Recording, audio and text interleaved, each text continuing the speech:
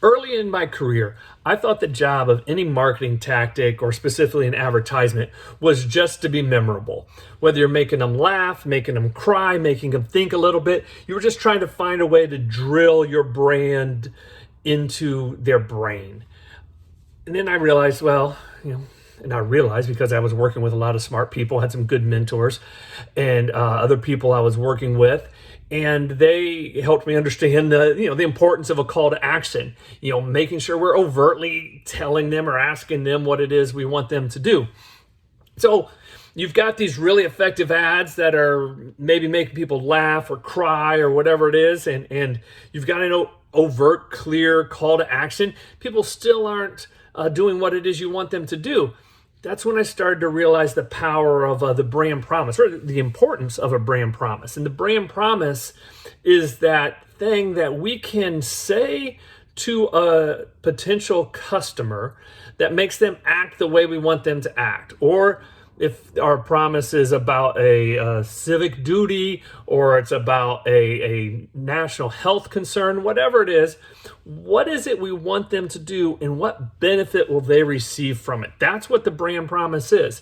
If you blank, you will blank. And that's actually how I normally look at it. When you blank, you will blank. When you drink Gatorade, you will be a better athlete. That's the example I always use. For the record, I've never worked at Gatorade. I've never had Gatorade as a client. I've never even set foot on their campus. I don't have any idea if those are the exact words they use, if those have been written on the wall of some conference room, if that's a mantra that's in every creative brief. I don't know. But I will tell you that for 40 some years, they've been telling us that if we drink their product, we'll be better athletes. That's the promise they've made. It's the promise we as a nation have believed, we as a world have believed. And most of the time it is just a simple singular promise like that, especially if you're a consumer packaged good like a sports drink. Other times it's a little more complicated because we're have multiple audiences. It might be a flooring company that has one promise to home builders and another promise to homeowners. They can't contradict each other. They have to support one another, because the home builder is going to hear and see the promises you're making to the homeowner. The other might happen as well. I've done some work in the employment industry where we've got one promise we're making to employers and another promise we're making to potential employees. Again, those promises have to align to each other and can't contradict each other, but they have different wants and needs. And so therefore we have to make a different promise in order to inspire the desired reaction. In fact, in that case, we probably even have a different desired reaction. I've done a lot of work for municipalities over the years and different real estate developments, especially mixed use developments. And in those cases, you could say you have 5 different audiences, even more. But basically, you've got residents, potential and existing citizens.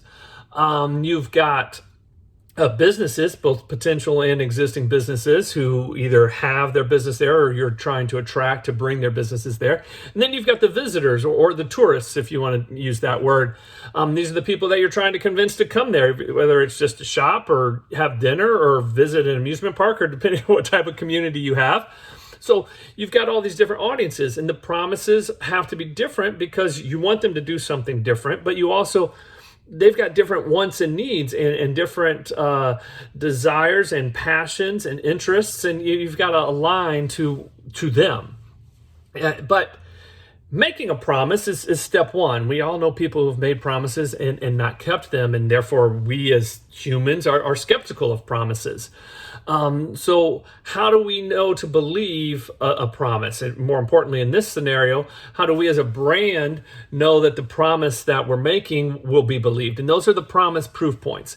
These are the because statements that we offer up that make an audience member believe our promise. If we go back to the Gatorade example, we believe that if we drink Gatorade, we'll be a better athlete for a couple of reasons. One was we saw and we continue to see those Gatorade coolers behind the bench at all these sporting events. Two, they've told us over and over again about all the great stuff they do in their labs and the electrolytes and all the science behind the product. And then three is that endorsement. They've told us that Michael Jordan drinks it. They've told us that Peyton Manning drinks it. They've told us that Cam Newton drinks it. All these celebrity endorsements. And that kind of gets us to that point too, is that notice some of those things were factual things about electrolytes and scientific research, and other things were a little more emotional of the endorsements of these athletes that we want to be more like. And that's important. We have to have that combination in our proof points of emotional and factual, where we're connecting on things that we both are passionate about, connecting on details that are important to both of us. And this promise, it can't just be something that we write on the wall or put into the creative brief. It has to be something that we communicate. Every single tactic either has to overtly say the promise or at least imply it, and they need to experience that promise being delivered every time they interact with our brand. Now, while I say the promise needs to be in every tactic, the proof points, realistically, we can't put all of the proof points in every single tactic. It'd be overwhelming and they'd have no message to walk away with. So the proof points, we have to think of them as cumulative. Each tactic has just one or two of the proof points in it. Now, if you're thinking of a tactic as a website, they're all going to be in there. But any singular tactic in any singular section of a website, they're going to just focus on one or two proof points at a time. And then cumulatively, we've heard all those proof points, and therefore we will believe the promise. So we've got a couple of key takeaways from this. Your promise needs to inspire or motivate them to do something. And to do that, your outcome needs to be something they want or something they need. And that the desired reaction needs to be something they're willing to do. It's not too much to ask for. If it's as simple as drinking a beverage to get this great outcome of being a better athlete, people will buy your product. Thanks.